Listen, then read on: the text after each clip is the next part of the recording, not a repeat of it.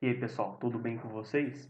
Agora a gente vai ver uma introdução sobre vetores. Então, na aula passada a gente já viu uma introduçãozinha aí sobre C++, nessa aula de agora uma introdução sobre vetores. Mas por que eu vou usar um vetor? Porque as variáveis que a gente estava acostumado a utilizar, elas guardam apenas um valor de cada vez. Então, por exemplo, se eu quiser adicionar um novo valor, o valor que eu tinha antes, ele é sobrescrito e dá lugar ao novo valor. Então, como eu tenho um exemplo aqui na tela, se eu, por exemplo, tivesse uma caixinha e quisesse guardar um notebook, ok. Mas e depois, se eu quisesse guardar um celular dentro dela, eu não poderia fazer isso ao mesmo tempo. Eu teria que tirar o computador e colocar o celular dentro dessa caixinha. Mas por que eu vou usar especificamente um vetor? Porque eu consigo com ele guardar vários valores ao mesmo tempo. Mas como assim?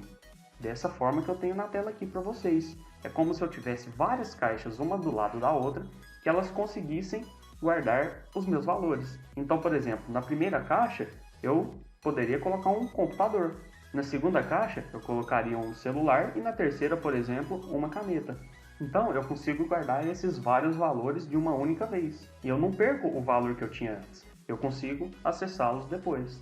Mas o que é um vetor? Um vetor é uma sequência de elementos do mesmo tipo, e onde cada elemento é identificado por um índice. Beleza, aqui eu tenho uma representaçãozinha de um vetor. Nesse caso eu tenho um vetor de tamanho 5. Nota ali ó, que ele tem 5 posições, mas tem uma única diferença aí. A primeira posição dele ela é indicada pelo índice 0. Eu não começo a contar 1, 2, 3, 4, 5. Eu conto 0, 1, 2, 3 e 4. Por isso que quando a gente usava o for lá no iniciante 1, eu normalmente colocava o i igual a 0, já pensando aqui na frente. Então, eu uso o vetor dessa forma. Sempre a primeira posição dele tem o índice 0. Mas quando que eu iria usar um vetor? Por exemplo, nesse caso, eu quero cadastrar a nota de 5 alunos. Para 5 alunos, é tranquilo, eu posso declarar 5 variáveis. Então, poderia declarar N1, N2, N3, N4, N5. Mas e agora se fosse o cadastro de notas de 100 alunos? Aí já seria outra história. Eu já teria que declarar 100 variáveis. Justamente para facilitar isso, que a gente tem os vetores. Então, como que eu declararia um vetor?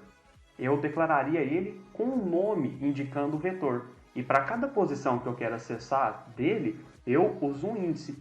Então, por exemplo, eu quero acessar a segunda posição de um vetor. Eu colocaria o nome dele e o índice dele. Da seguinte forma, vou mostrar para vocês como que eu declararia um vetor. No primeiro exemplo ali, a gente tem um vetor de 100 posições. Então, é um vetor do tipo int.